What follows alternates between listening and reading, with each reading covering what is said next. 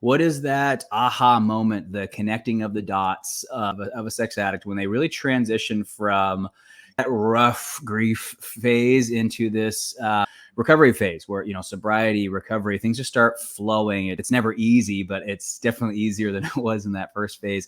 In your experience, what is that connection? What was it that they realized?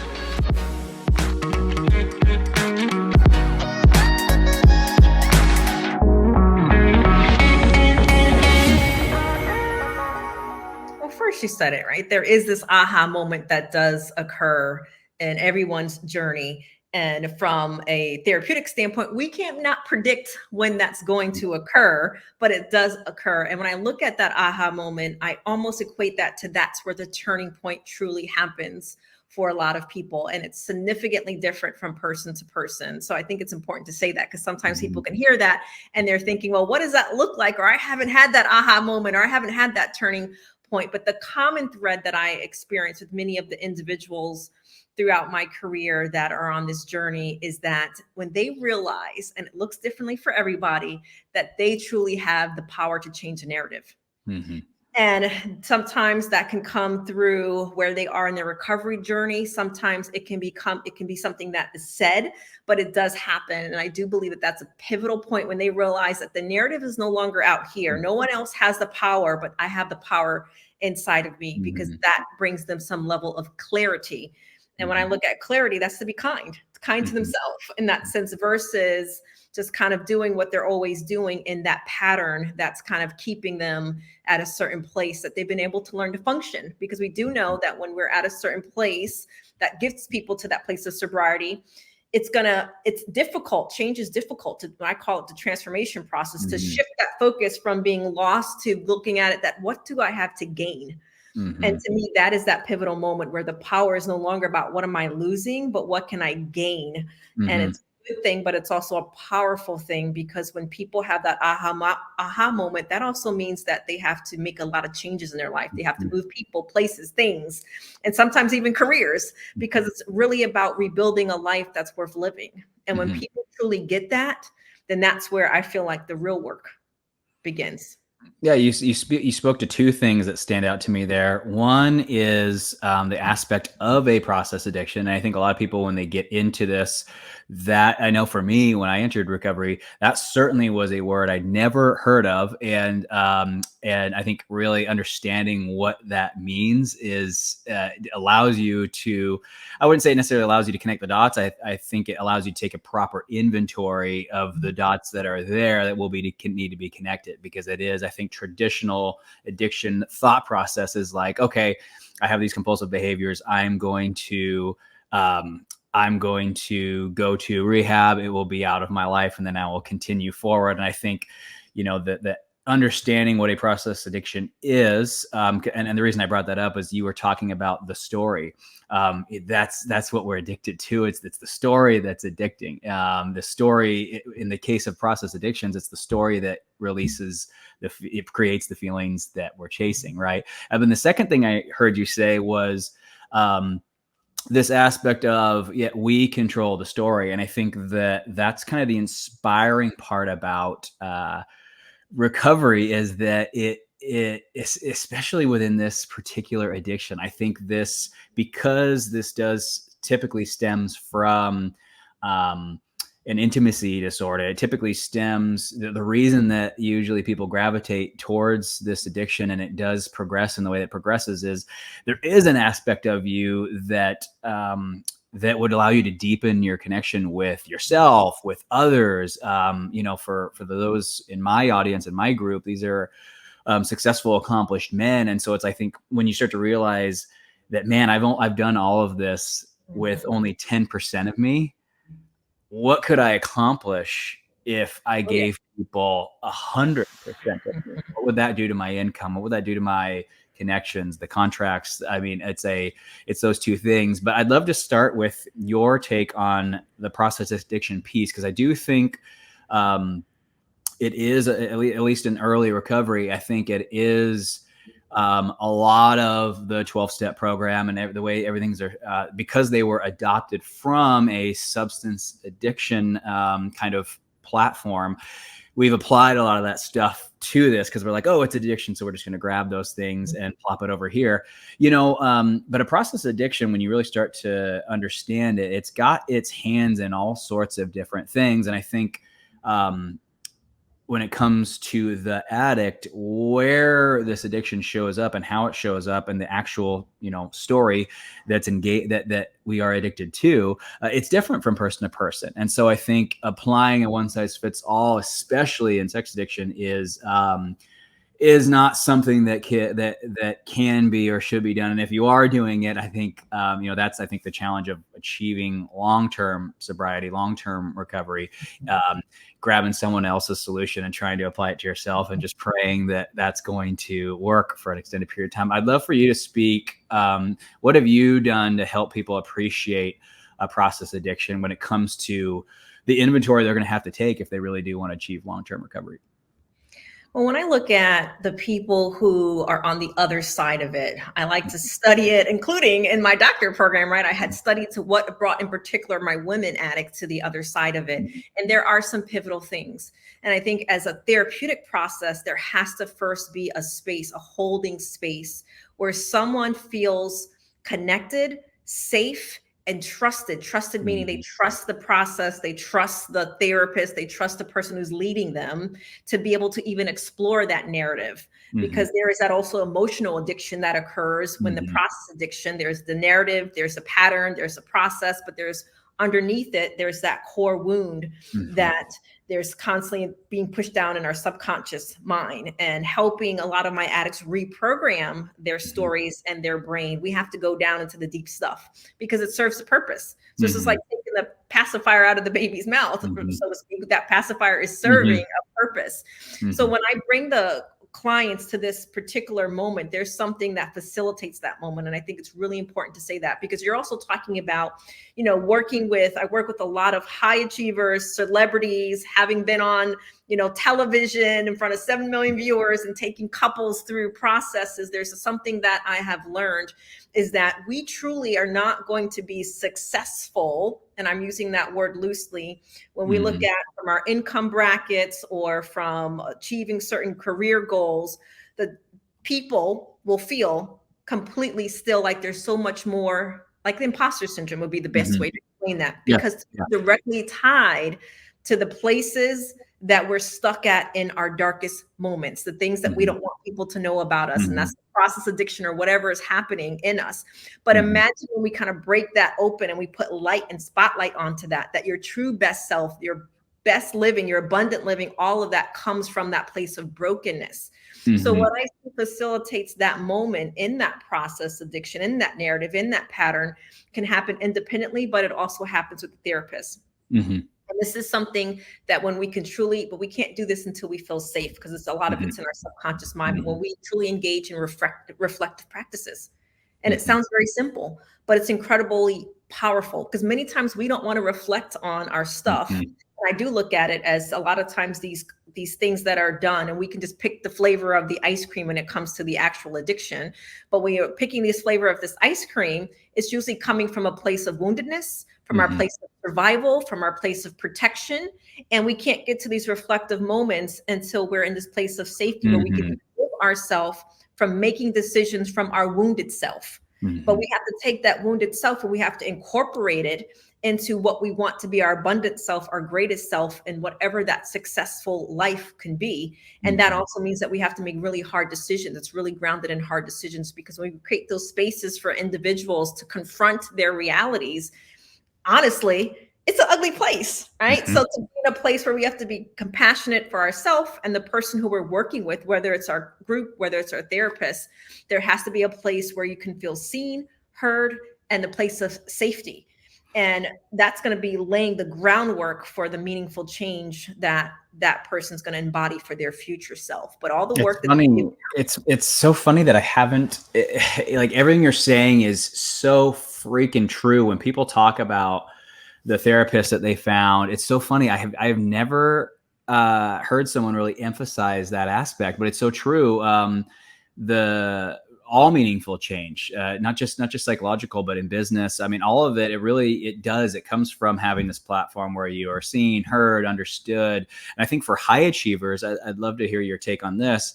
I think for high achievers, I think this is one of their bigger barriers is, whether we mean to or not, our social circle as time goes on, it gets more sophisticated. It gets elevated.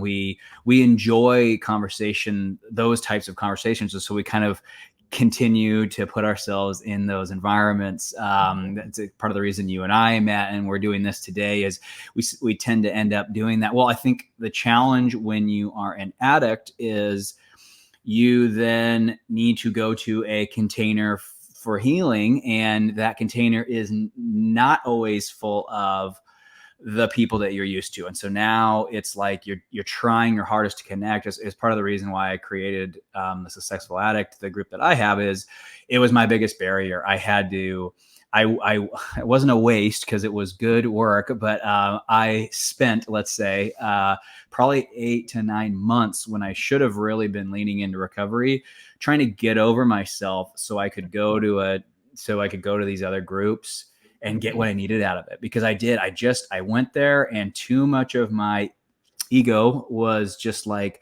these are not my people. I can't believe I'm here. How can I need to speed this up and get out of here and just move on. And it was finally, I went to a couple intensives, and I found these other men who were financially successful and very, we had a similar mindset to life and just seizing the most out of life. And so we kind of plucked, we got all of these guys from these different areas, and we formed our own little group, which is the reason that I formed what I did for here. Because once I had that, it gave me exactly what you said. It was that safe place where I didn't feel stupid for struggling in the way that I was, because I was in a room full of a bunch of people who, half of them made more money than I did. I really admired them, and they were doing just as much stuff to harm they love their wives just like I love my wife. Yet here we are doing some of this just insane stuff, and just, it removed the shame, because it was like, oh, this is actually a safe place for me to say this. I'm not being judged. They're just like me. And so if they're going to say that, then I can say that. And then once 2 people say it, then a third, then a fourth, and a fifth. And then the next thing you know, 6 months later, there's nothing that's being withheld from this group, and the power of that. So I really appreciate you shining on that. I've just never, a lot of the spotlight is typically on the tactics, the strategies, the how to, but I think you bring up a really good point. If you don't feel like you have found your person, your people, your recovery team, I really appreciate you saying that, because I would say, and you've probably seen this, the people who come out of this thing better, stronger marriage, more self-aware, they've navigated intimacy, starting to experience intimacy. I think you bring up a good point. I think the hallmark of their recovery, yes, it was all those other things, but I think you bring up a good point. They were in a really great healing environment, whatever that looks like. And if you can't get that from your partner, you need to find it. That's the thing. You can't ask your partner for that. And I think that's the hang up, is it's like, that's a lot of successful men.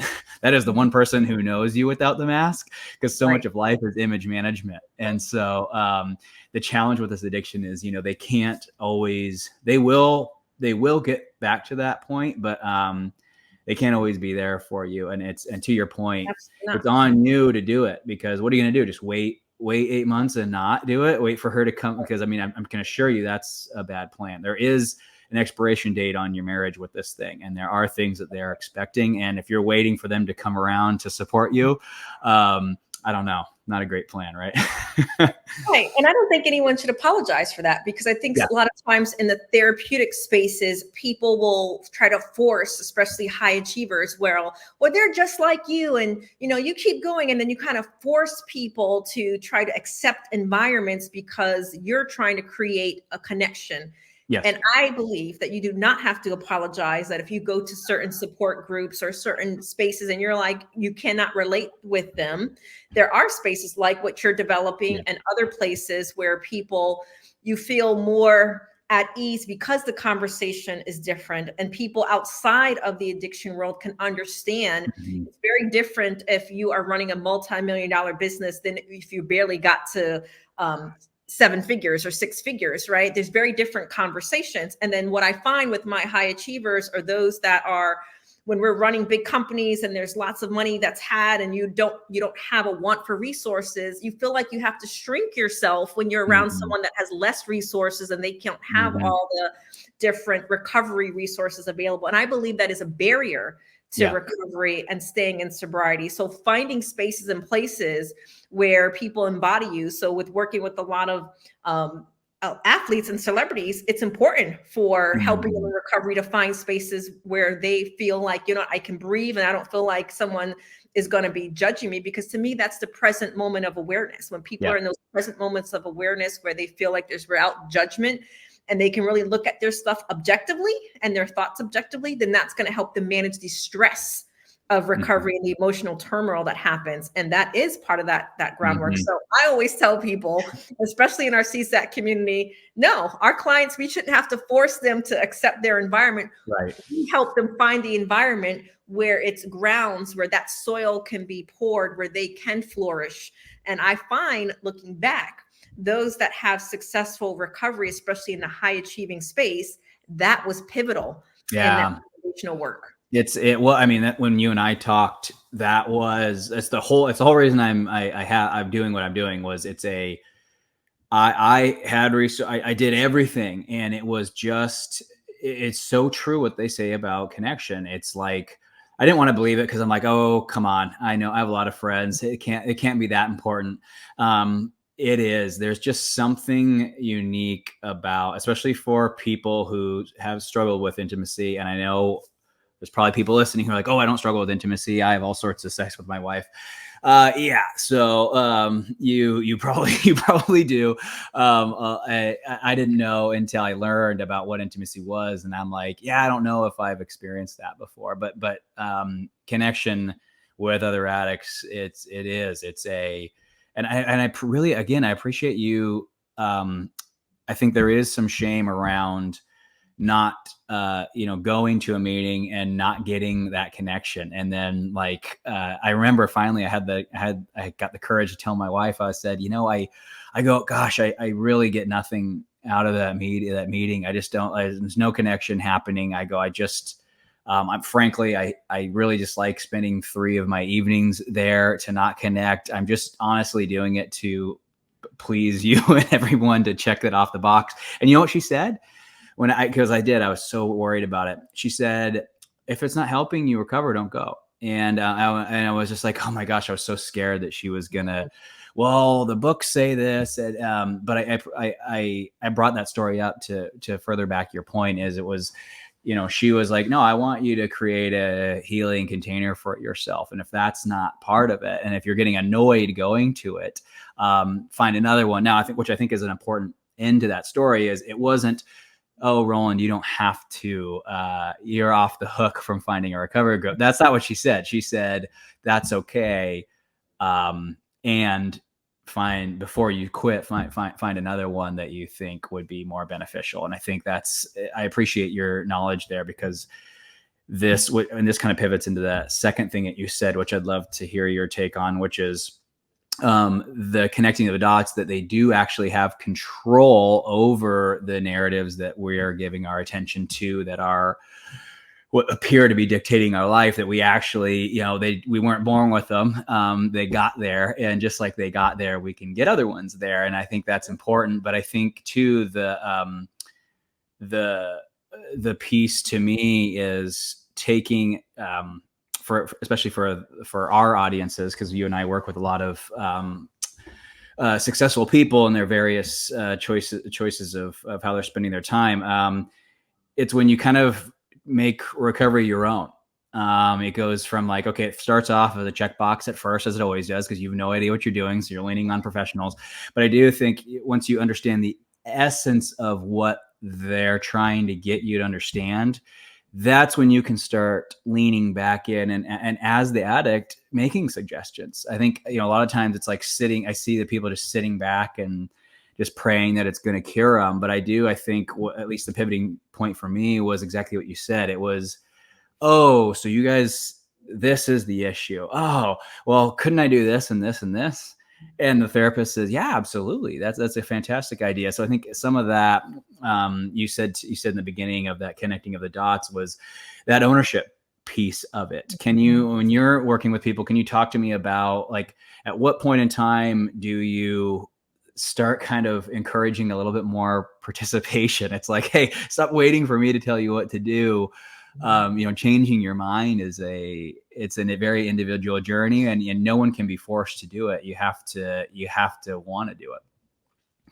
Well, we can probably spend a whole day talking about this, but to tell you what I find to be most successful is when people really start owning and they own their power and they start making choices to meet the person who they want to be. Yeah. It first starts with them understanding their identity. And I'm saying that in a sense because people become their roles. A husband or a wife, or I'm a CEO, or I'm a professional athlete, I'm a football player. They become their roles and they truly get lost in that. And, for some of my professional athletes, some of them will say to me, well, I've been doing this since I was 14 years old, whether it's football or basketball. So then now when that thing is taken away, I'm trying to discover who I am. And then now, right. So then they have to kind of reinvent themselves. And then that's where the true ownership comes to play, when they realize that, I am someone who can reinvent myself and I control the narrative. I have the power, but sometimes there's also a reflection that happens in people's environment.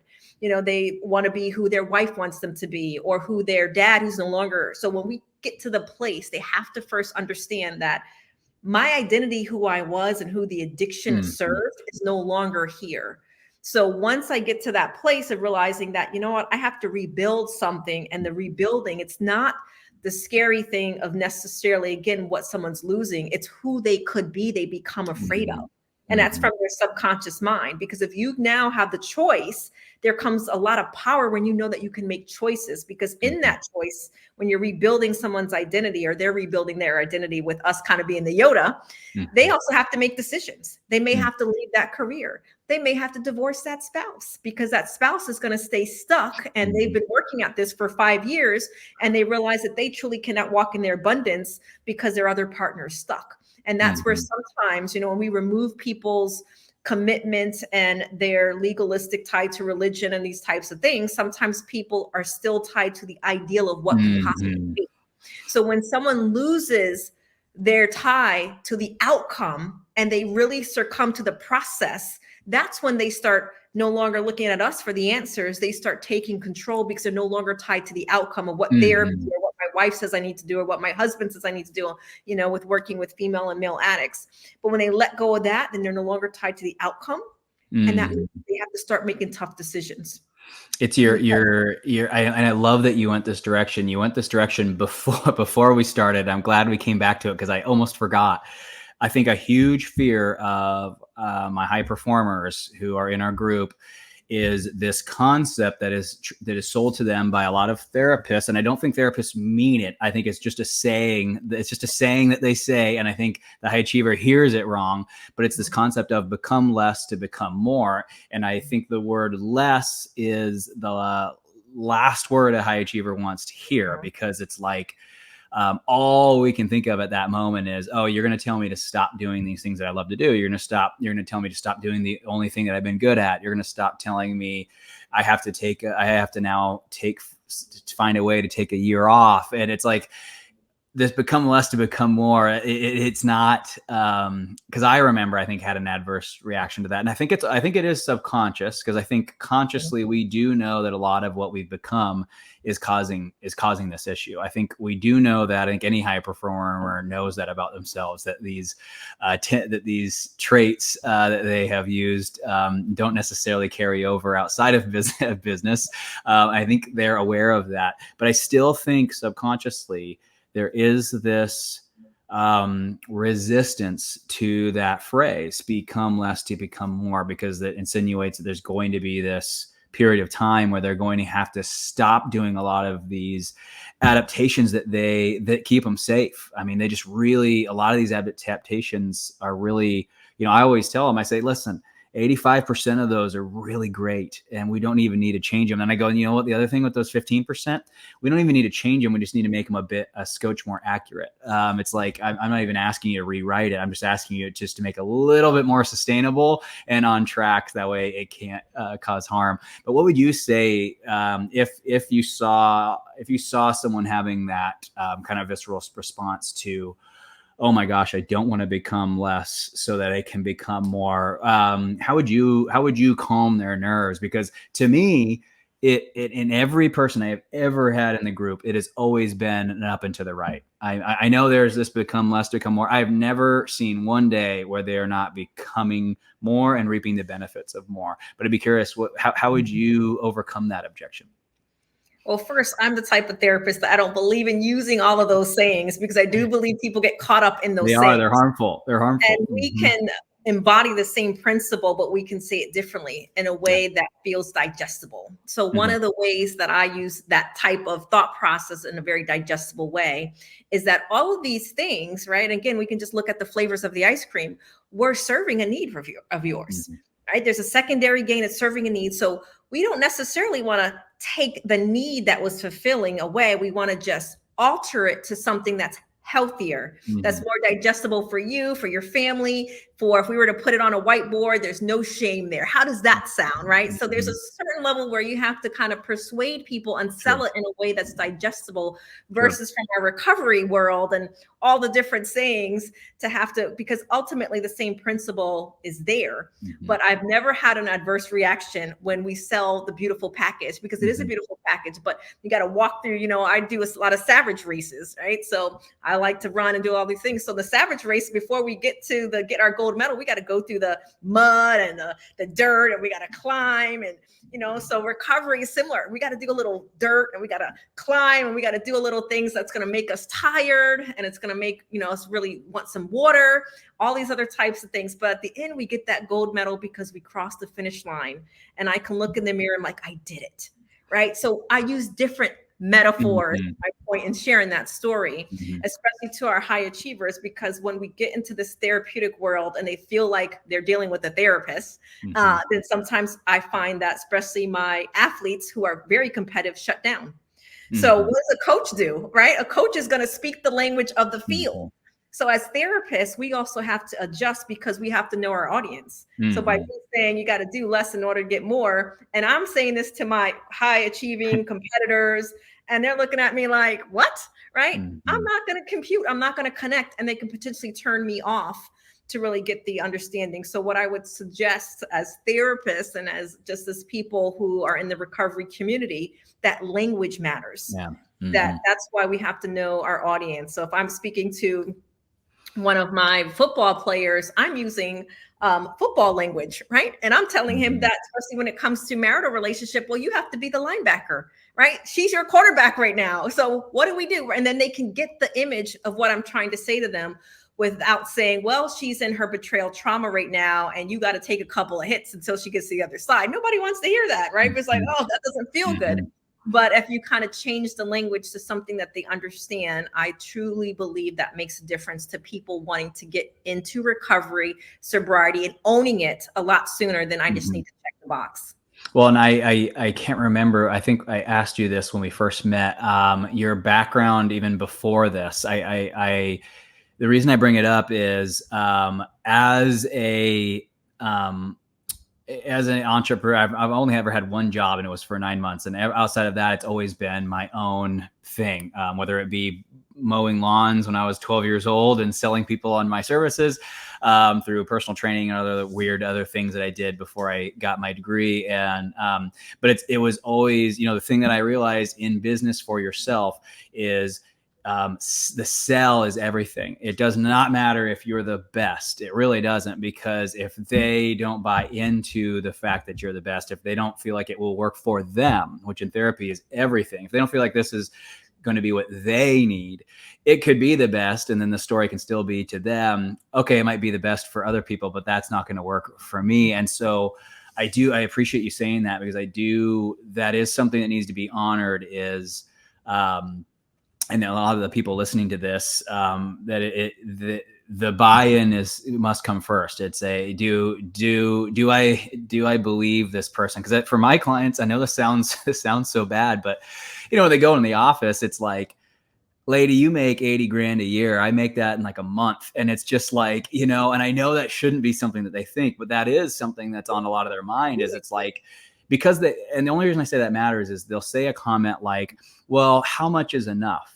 I've had this said to me from therapists through recovery, like, Roland, how much is enough? And, oh, well, it seems you care a little too much about your appearance. And here's the issue. Anybody who's successful knows appearance is a massive part of being successful, and at least the way that the world's constructed right now. It just is. People, they're going to choose the person who looks better over the person to them, and their whatever they think better is.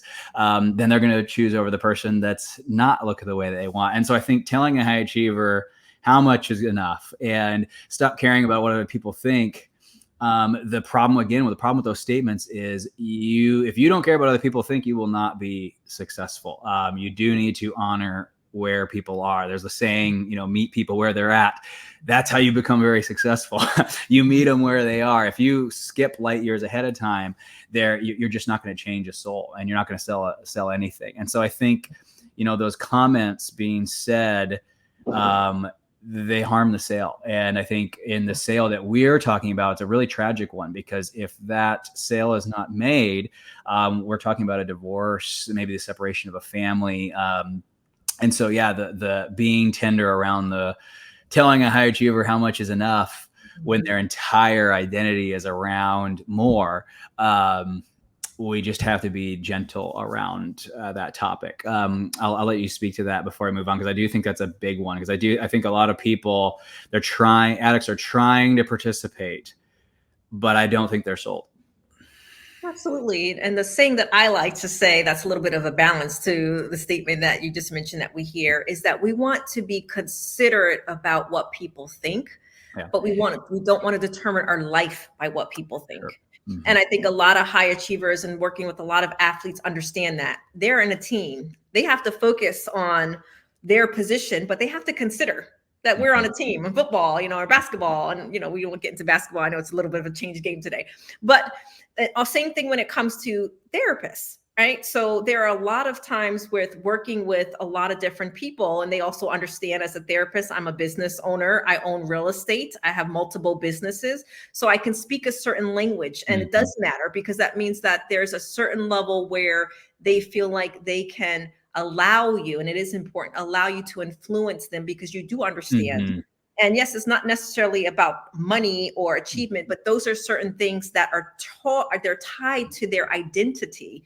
And that's going to be important versus someone who's trying to minimize their identity, and that's why that sometimes can be important, because if you haven't seen a certain level of wealth, then you feel like, or what they feel like, is that gets minimized when that's closely tied to their identity. And then they're not going to trust us as a therapist, because if you're minimizing parts of them just because you can't relate to it, that also means that they're not necessarily going to feel free and vulnerable to talk about certain things. Because there are lots of clients that I work with that money matters. It gets them the house, it gets them the private jet, it gets them, to walk past certain lines, and they value those things. And who am I as a therapist to say that those things should not be valued for you? So I do believe it's important to validate, especially our addicts, the things that have brought them joy or bring them identity or bring them their pride up to this point, and not minimize it, because sometimes we can muddy the waters and we're tying it to their addict self. And it's not always the case. It's just a matter of how do we recreate that and package it differently. How can I package it differently for my athletes without telling them that they can no longer go down to the country club and associate with the other football players, because the other football players, so to speak, don't have the same challenge? No, we can't do that. How can we get you to be in that environment and still thrive?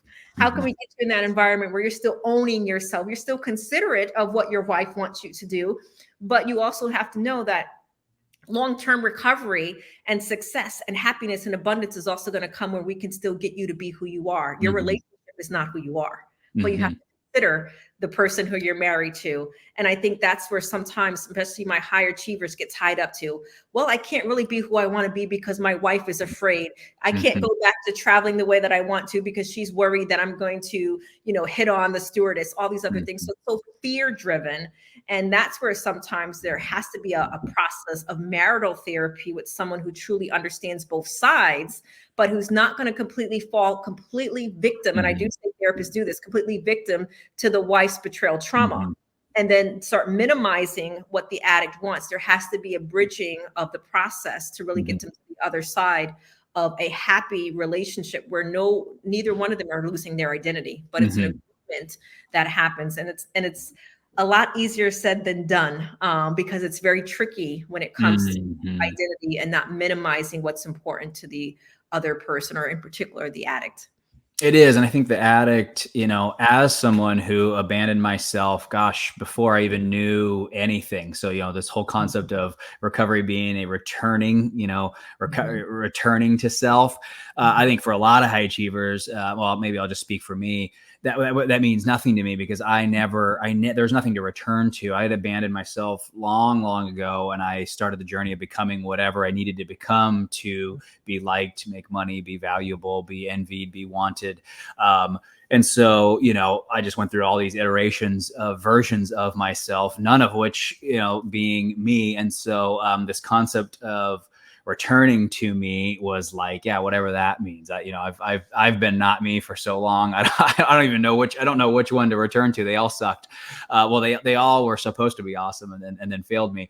But I think that's the tricky piece is, the separating capitalism from human existence. I think the tough piece to understand for a lot of high achievers, I wouldn't say high achievers, just humans in general, is to understand that the world looks the way that it does because man made it look this way. We have fences and sidewalks because we decided we wanted a fence and we wanted a sidewalk. I mean, the world was not once this way. There was a time where no one owned land. You just were in these tribes and you moved around with the seasons. I mean, it's very much, a lot of what we participate in is very man-made, and there's nothing really human about a lot of it other than the fact that humans built it. And so I just say all that to say, when I see addicts have these conversations, I wouldn't say these debates, but these conversations with their partner around, hey, I'm trying to,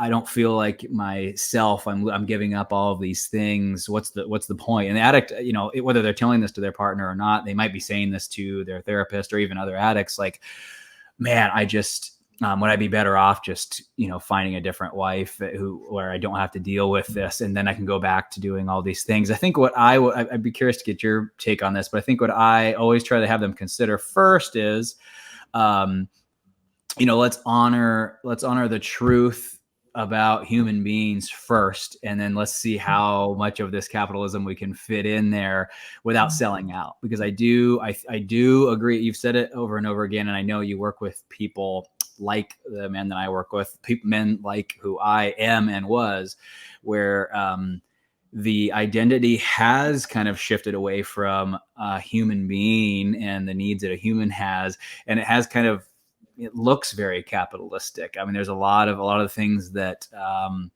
I think define me and that I want and I'm striving for are man-made. I mean, there's no evidence in any psychological book or religious teaching that would support a lot of those things. There just isn't. There's nothing that would support that those bring fulfillment.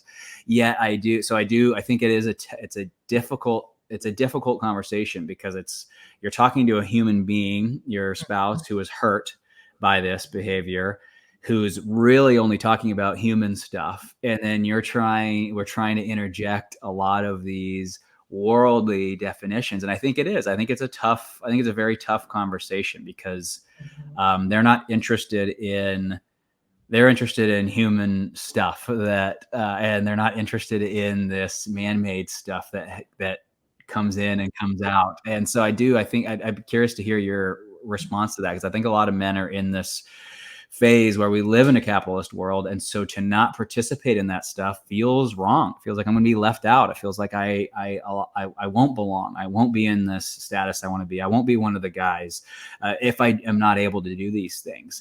And so it's a tough walk, because we are talking about two different things. But I'd love your take on it. How do you sell that concept? Because it's that one was the hardest one for me to swallow, was to give up my speaking. I was just like you, became a paid speaker, and a lot of those conferences were in Vegas, and I was allowed to go to all the other ones, but that was one that for the short period of time, she was like, hey, until we're until we're a couple of years into this, I'd rather you not speak there. Well, that was 95% of my gigs. And so, but I'd love for you to speak to that, because I do think that's a tough pill. That's a really tough pill to swallow and a tough conversation to have. A couple of things that I will share is, first, to kind of embody some principles. First principle is that they both can exist, right? Mm-hmm. There can be a certain level of, as you're calling it, capitalism, but then also the human connection. They can both exist. But when it comes to what I see with some of my wives in particular, is that they're saying, well, I can do without all of these types of things. And they're kind of pointing out some of the things that have brought their husbands their identity. Mm-hmm. And I do say identity because many times the achievement, and this is both sides of the coin, because many of the achievements sometimes come from a wounded place. Mm-hmm. The wounded place could be not good enough, or it can be a lack that someone grew up with. So on the other side of it, achievement is a core value of theirs, and acquirement is a core value of theirs. They both can exist. Something great can come from a place of woundedness. So that's the first principle. Mm-hmm. And the second principle, when it comes to capitalism, is I tell my couples that, especially if she's saying, well, I can do without A, B, or C, and it's usually something monetary, but yet you're also enjoying, this is a hard truth, you're also enjoying the Louis Vuitton, you're enjoying the huge house, you're driving the Bentley, but yes, it's okay for you to say that at this place. But truly, you met him at this particular place that you either grew with him, or especially in my work with dealing with professional athletes, you met him this way. Mm-hmm. So at some point, there has to be an and. There has to be limits on the things that he can do as he's gaining back trust and working on himself. But a taking away is not going to solve the safety that you're seeking. And it's usually safety seeking. So it's safety seeking for your wife to say, I don't want you going to Vegas anymore, because it's triggering to her, because that potentially was a place where you were acting out. So then she's tying the two, Vegas to acting out, versus acting out and rolling is the tie, right? So it's the place. And all of those things have to be taken into consideration. But I always tell, especially my wives who are on the other side of it, and that can hang the carrot, because ultimately somebody wants to stay in their marriage and they want to pay back what they stole metaphorically from their wife, but the two can exist in the same place. Mm-hmm. Because we also know that as wives, that we can have polarized thinking. It's either this or that. It's either you go to make the money in Las Vegas, or you're not going to have your family. It's polarized thinking. And that's also, you can't necessarily say that in the place of her woundedness, but in the place of her woundedness, that's her dysfunction. Right. And sometimes her dysfunction was actually there maybe even before she found out about your addiction. It's the pedestal, the polarized thinking, it's the black and white thinking. And at some point, couples that I'm working with, it may be at a different pace, but if you're going to grow through the recovery process, she also has to grow. It just may look different. And at some point, her responsibility has to be, well, he's just a mirror. I may also be an addict, but I may be an addict in a different way. Right. Or I also can have some level of trauma. It just may be a different way, because you wouldn't have paired with him if he was not at the same place of your woundedness. Right. It just looks differently. We can just kind of quantify his woundedness. And again, I'm saying this to you in this conversation, but in a room with a wife, we can recognize that as a therapist, but we also know that she can't hear it in that moment that her spouse may want her to hear it. So the lesson there is that they can both exist. You can go on the other side of recovery, go after your dreams, be successful, make the money, tie your things to the things that, and to me, it's not necessarily the thing, it's what they represent. Right. So for a lot of my high achievers, whether I'm just using this metaphorically, whether it's the Ferrari, or it's going on, getting a Bentley, or having a big house, or going to the country club and paying the $50,000 a year to be part of the club, that's a representation. It's not necessarily about the club. And I think it's important for them to understand it's about the representation of something that they are getting fulfilled in their own achievement. And it's not for her to judge it. It's for her to co-sign to, okay, well, what does this mean for us? So again, I believe it's about the language as therapists, is how can we reframe it and give a different perception of it, but then also make it a win-win for both of them. Because I can tell you without a doubt, with many of the wives, they like the freedom. They like to be able to feel financially secure and saying, well, I can live in a box. I hear this all the time. Well, I can live in a box with you. No, you can't. We know that's not the truth. But I understand why it feels good for a wife to say that at that point.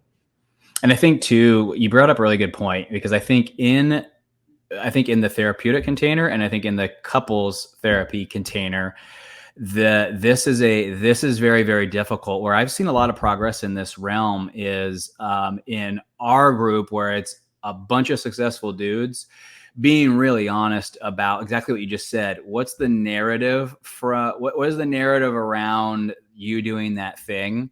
And then hearing from a bunch of other successful guys, hey, bro, wouldn't there be wouldn't this give you that and more? And I think, but again, in a therapy container, that's difficult, because the therapist might not, they might not be credible to propose such an option. And I think certainly from the spouse standpoint of, definitely a lot more polarized place, brainstorming another way to get the same sort of, for me, the thing that I, through recovery, was I really tapped into the type of esteem that I want,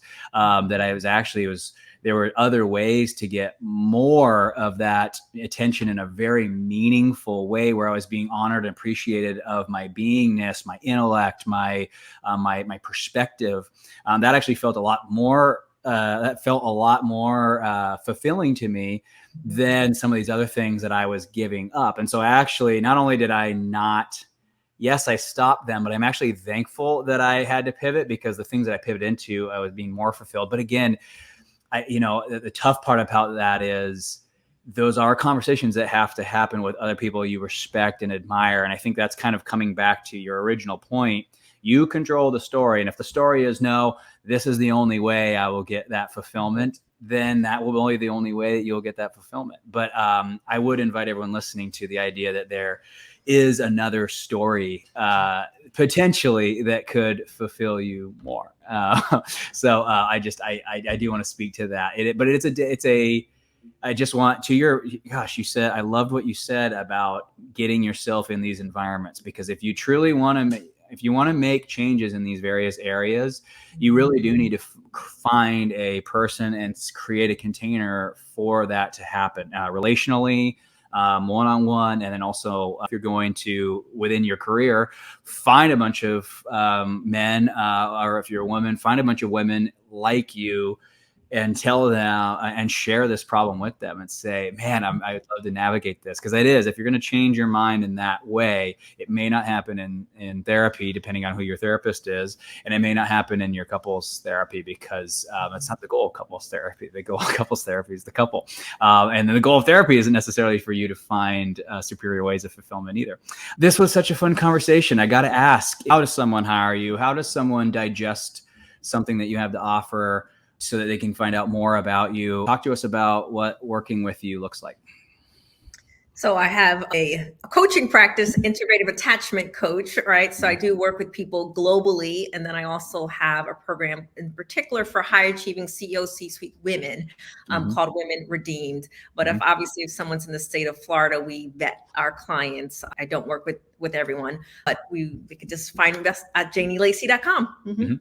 Yes, I love that. And thank you so much for your time. I was so looking forward to this. You really understand the men in our groups and how they think, and the challenge. It's a lot bigger than addiction, because it's poking on their identity. And they've worked really hard to protect this identity and to get it to where it is. And so to have something exploded it's very traumatic. And I know the attention is on the coupleship and the betrayal. This is a really, really challenging aspect. And I think you did such a beautiful job of shining light on how hard it is, that it can be as hard to manage this as it is with the addiction. And then now the coupleship. I mean, you got these three major issues to try and manage. With any one of those three dropping off, it would be such a tragic loss. So I appreciate your sensitivity around that. And I think this is going to help a lot of people. So thank you. Thank you. Thank you for having me.